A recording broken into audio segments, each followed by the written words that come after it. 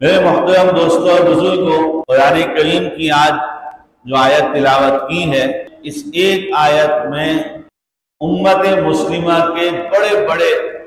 اسباب موجود ہیں۔ سب سے پہلا سبب اس کا وہ ہے جو یہود و ہنود کے لیے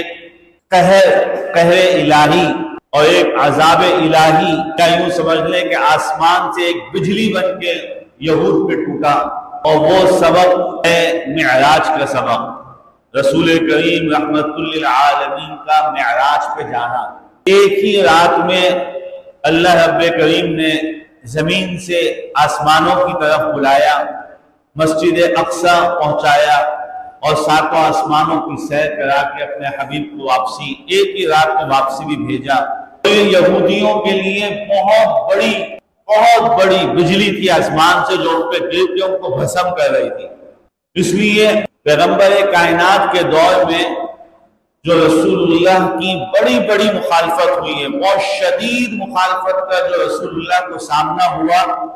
جس میں مشرکین بھی، یہود بھی، عیسائی بھی سب متحد ہو گئے تھے،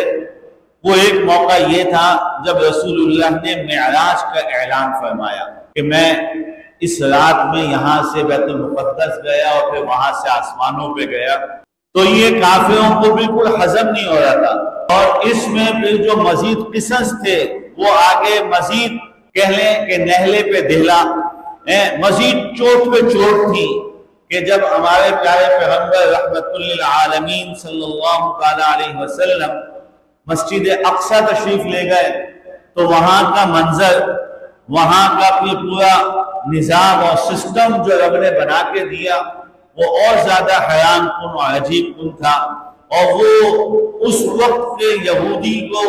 اور اس وقت کے نصرانی کو وہ اس وقت ہضم نہیں ہوا، وہ آج تک ہضم نہیں ہو رہا، آج تک ہضم نہیں ہو رہا۔ وہ کیا کہ رسول کریم صلی اللہ تعالی علیہ وسلم کو مسجد اقصی میں امامت دی گئی،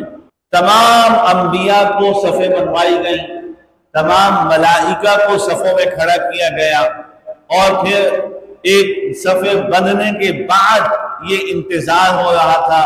کہ کون امام بن کے سامنے آئے گا۔ کسی کا خیال تھا کہ جبرائیل امین شاید امامت کرائیں گے، اللہ کے ہاں کے مقرب فرشتے ہیں۔ کسی کا خیال تھا کہ حضرت آدم پہلے انسان ہیں، ان کی امامت ہوگی۔ کسی کا خیال تھا کہ حضرت ابراہیم خلیل اللہ بہت قربانیاں دیے ہوئے انسان ہیں، ان کا انتخاب ہوگا۔ کوئی کہہ رہا تھا کہ موسیٰ اللہ سے باتیں کرتے ہیں، اس لیے موسیٰ کلیم اللہ کا امامت کے لیے انتخاب ہوگا۔ لیکن قدرت کو جو منظور تھا اور وہ قیامت تک کے لیے ایک اعلان تھا، اور وہ اعلان تھا کہ رسول کریم رحمت للعالمین حضرت محمد رسول اللہ کو امامت دی گئی، اور یہ قیامت تک کے لیے بتا دیا گیا کہ مسجد میں تمام انبیاء کو پیچھے کر کے محمد کو امامت دے کے یہ بتا رہا ہے کہ قیامت تک اب مسجد اقصی کا نظام امت محمد کے پاس رہے گا۔ یہ ایک اصل سبب تھا کہ مسجد اقصی کا نظام، مسجد اقصی کا سارا سسٹم،